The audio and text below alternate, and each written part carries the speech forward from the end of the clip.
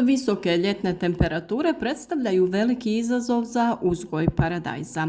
Mnogi vrtlari tokom jula i augusta primijete da biljke usporavaju rast, cvjetovi otpadaju, plodovi pucaju ili se pojavljuju ožegotine na njihovoj površini.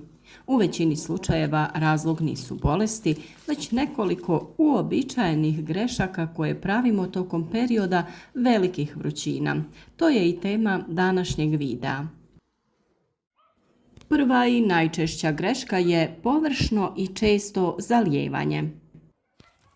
Kada svakodnevno dodajemo male količine vode, korijen ostaje blizu površine zemljišta gdje se tlo najbrže zagrijava i isušuje.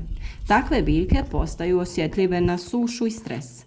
Mnogo bolje rješenje je obilno i dubinsko zalijevanje 2 do 3 puta sedmično, zavisno od tipa zemljišta i naravno vremenskih uslova.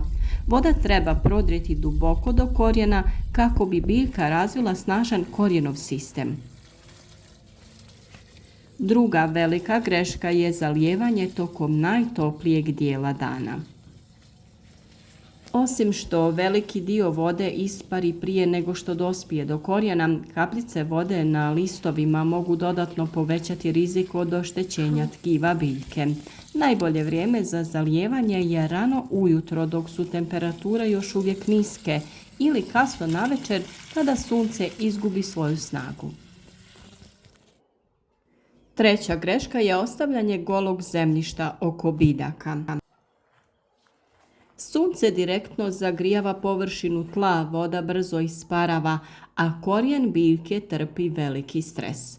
Upravo zato je malčiranje jedan od najvažnijih poslova tokom ljeta. Slama, pokošena trava ili drugi organski materijali čuvaju vlagu, smanjuju zagrijavanje tla i na kraju pomažu biljkama da mnogo lakše podnesu ove ekstremne temperature. Četvrta greška je pretjerano uklanjanje listova sa biljaka. Mnogi vrtlari tokom ljeta uklone velik broj listova kako bi ubrzali sazrijevanje plodova ili poboljšali provjetravanje biljke. Međutim, listovi imaju važnu ulogu u zaštiti plodova od direktnog sunca.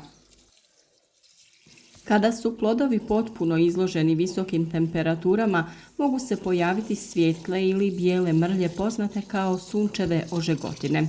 Takvi plodovi često gube kvalitet i postaju podložniji truljenju. Peta greška je prekomjerna upotreba azotnih đubriva tokom ljeta. Naime, velike količine azota potiču rast lisne mase, a istovremeno usporavaju formiranje plodova i povećavaju potrebu biljke za vodom. Iz tog razloga ne preporučuje se prečesta upotreba hranjiva od koprive, koja jeste dobra za biljke, ali sadrži puno azota koji upravo utječe na preveliku bujnost biljke.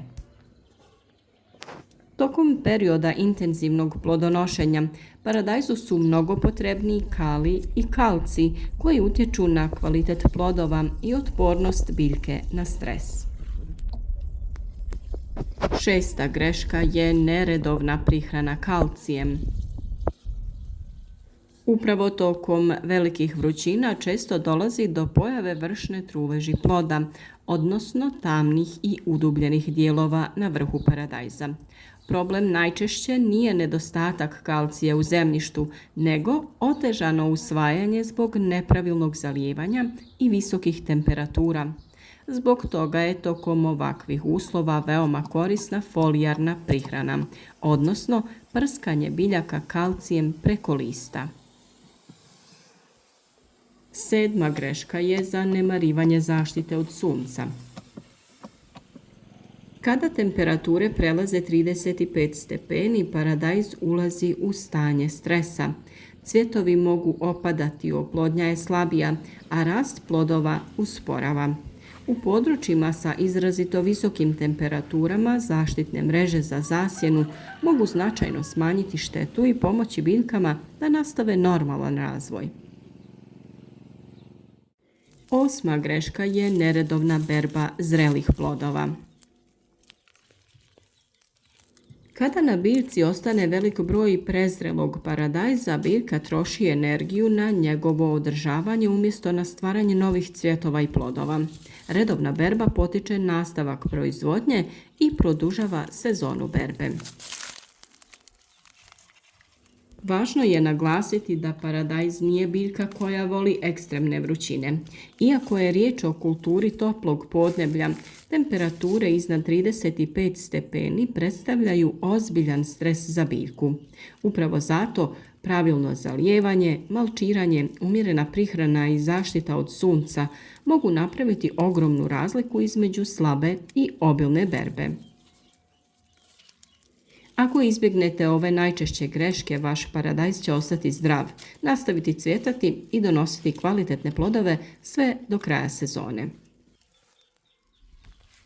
Ukoliko vam je ovaj video koristan, podržite naš rad sa like, podijelite video sa prijateljima na društvenim mrežama i budite uz nas i sutra, jer svaki dan donosimo novi koristan video savjet.